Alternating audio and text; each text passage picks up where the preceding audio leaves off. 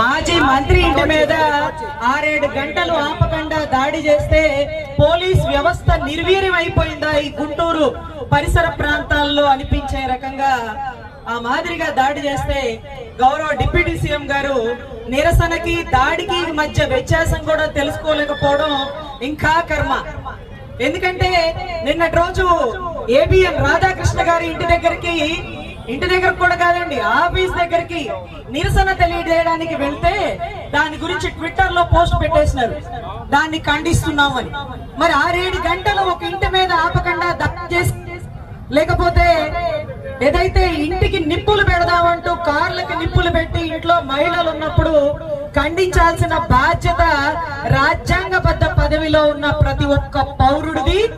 ఆ రాజ్యాంగం మీద ప్రమాణం చేసి ఆ పదవిలోకి వచ్చిన గౌరవ CM, deputy CM and home minister వీరు ముగ్గురు స్పందించలేదు. రాష్ట్రంలో ప్రజాస్వామ్యం నిర్వీర్యం అయిపోయిందా అనే పరిస్థితిలో ఆ ఫ్లెక్సీ కొట్టుకు చచ్చేలాగుంది, అది తీపిచ్చండి. సిబిఐ సిఐడి చేయాల్సిన పనిని మీరు చేస్తారా? ఆ ఫ్లెక్సీలో కింద పెట్టినటువంటి ఫోటోలకి ఆ కేసు వారికి సంబంధం లేదు.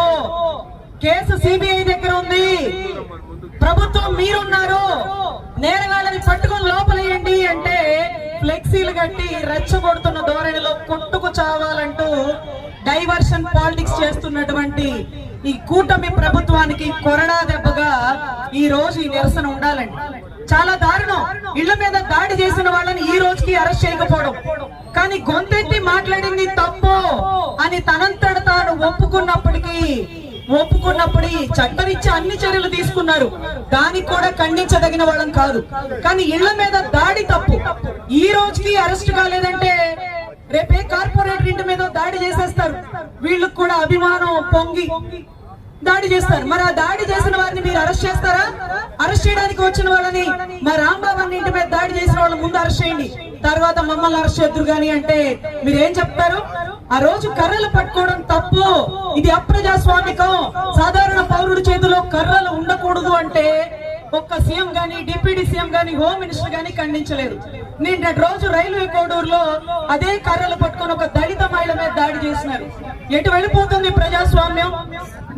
సో ఖచ్చితంగా ఇన్ని రోజులు నిమ్మకు నీరెత్తినట్టు పోలీస్ వ్యవస్థ ఉండడం కూడా చాలా తప్పు.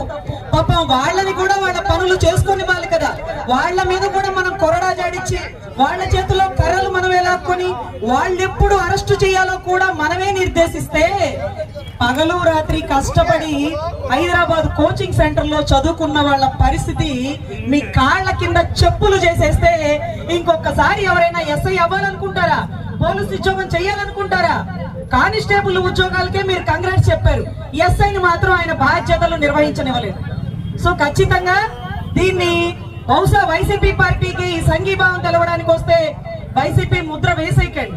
మొన్నటి రోజు బీసీవై పార్టీకి వెళ్ళి సంఘీభావం తెలిచారు, మళ్ళీ బీసీవై పార్టీ అనేది ఇక్కడ తప్పుని తప్పు అన్నాం, అప్రజాస్వామికం అన్నాం.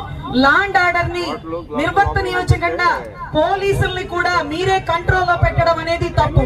వారి పనులు వారిని చేసుకునేవ్వండి. మామూలుగా అయితే ఈ పార్టీకి ఈడ్చుకెళ్ళి కొట్టి అరెస్ట్ చేసి ఉండేవాళ్ళు, కానీ పైనుంచి ఇంకా పాపం వాళ్ళకి ఫోన్ రాలా. ఫోన్ వస్తే అదే చేసేవాళ్ళు. ఫోన్ వచ్చిన వాళ్ళనే అరెస్ట్ చేయాలి, చెప్పిన వాళ్ళ మీద ఎఫ్ఐఆర్ కట్టాలి, చెప్పకుండా ఏమీ చేయకూడదు. ఇది ఈ పరిస్థితికి రాష్ట్ర పోలీస్ వ్యవస్థను తీసుకొచ్చి నిర్వీర్యం చేసినారు. దళిత మహిళా హోమ్ మినిస్టర్, దాన్ని బిగిన్ చేసింది కూడా గౌరవ జగన్ రెడ్డి గారు. మళ్ళీ మీరు దాన్ని కంటిన్యూ చేసినారు, మంచిగా ఉంది కాబట్టే కదా. సో ఈ రోజు మహిళా హోమ్ మినిస్టర్ గారికి ఆ రోజు ఇంట్లో ఉన్నటువంటి అంబటి రాంబాబు గారి కూతురు, భార్య, పిల్లలు వాళ్ళు కూడా మహిళలు కదా, వాళ్ళ ఆర్తనాదాలు కదా. 6-7 గంటలు మా మీద దాడి చేసినారు. మా నాన్నగారు మాజీ మంత్రి అయినప్పటికీ, సాధారణ పౌరుడైనప్పటికీ చట్టరీత్యా తీసుకోవాల్సిన చర్యలు తీసుకోలేదు కాబట్టే నేను ప్రశ్నించడం జరిగింది. ప్రశ్నించాక నేను ఎన్నో కోల్పోయాను, ఎన్నో మాటలు పడ్డాను, ఎన్నో ఫేస్బుక్ లో పోస్టులు పెట్టారు, ఎన్నో బూతులు తిట్టారు, వైసీపీ కండువా కప్పేసినారు. తప్పుని తప్పు అనడానికి కండువాలు వేసుకోవాలా? న్యాయవాద వృత్తి సరిపోదా? న్యాయవాద వృత్తి సరిపోదా? ఒక మహిళ తప్పుని తప్పు అన్నందుకు ఫేస్బుక్ లో పోస్టులు పెట్టి బూతులు తిడతారా? సిగ్గులేదా మీకు? సిగ్గులేదా మీకు? మీరు చేయాల్సిన పనులే కదా చెప్తుంది. సో దయచేసి వీటిని పూర్తిగా ఖండిస్తున్నామండి. ఇలాంటిది ప్రోత్సహిస్తే ఏది విత్తితే అదే వచ్చింది అన్నటువంటి గౌరవ జగన్ రెడ్డి గారి మాటలు మరొక్కసారి రాష్ట్ర ప్రజలు కూటమి ప్రభుత్వం గుర్తు చేసుకోవాల్సి వస్తుందని నా వినతి పూర్వక విన్నపం. ధన్యవాదాలండి.